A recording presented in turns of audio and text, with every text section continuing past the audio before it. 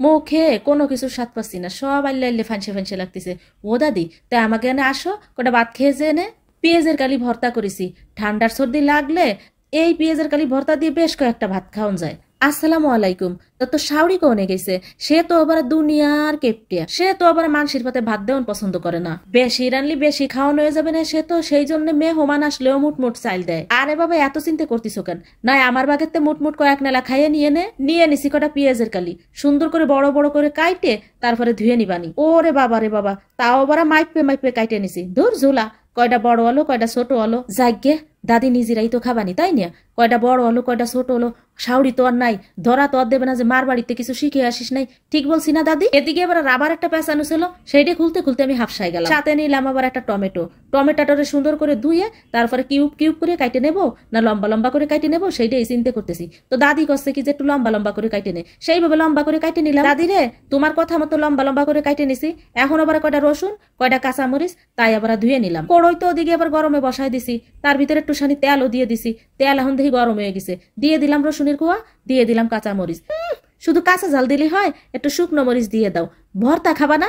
একটু ভর্তা romantic feel না আসলে হয়? এইবার দিয়ে দিছি পেঁয়াজের কালিটুক। এখন একটু নাড়াচাড়া করিয়ে তারপরে আবার দিয়ে দেবো একটু কাইলে জিরে ফেলাইয়ে। কাইলে জিরে ডুন ফেলাই দিছি, এনে আবার একটু নাড়াচাড়া করে নিচ্ছি।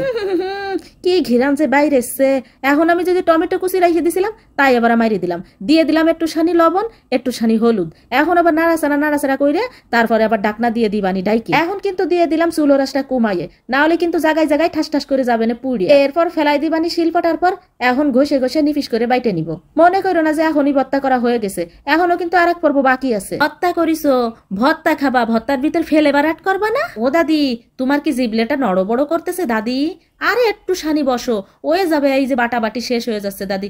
আরে ঝুলা কথা শোনে না, এই যে বাটাবাটি হয়ে গেছে দাদি। তারপর আবার কোড়োর ভিতরে একটু সানি তেল ফেলাই দিয়ে 3টে শুকনো মরিচ আবার দিয়ে দিলাম। তার ভিতরে দিয়ে দিলাম আবার কয় দানা সর্ষের দানা। সর্ষের দানা যখন চটর ফটর করে ফুটে উঠবে তখন আবার ভর্তা দিবানি সাইডিয়ে। ওরে ঝুলা, এদি চটফট করে উঠছে।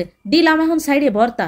এখন কিছু সময় নাড়াচাড়া দিয়ে সুন্দর করে ভাইজে তারপরে হয়ে যাবে না ভর্তা। এই ভর্তাটা 3-4 দিন ফ্রিজে রেখে খাইতে পারবা না, স্বাদ ঘিরান কোনো কিছু নষ্ট হবে না। ওদা দিয়েই নাও, গরম গরম 1 চামচ ভাত দিছি আর ভর্তার কোনার থেকে একটু উঠোই দিছি। আমি বারান্দায় দাঁড়ায় রয়েছি আর তুমি ঝটাফট খেয়ে নাও, কেউ টেরই পাবেন না।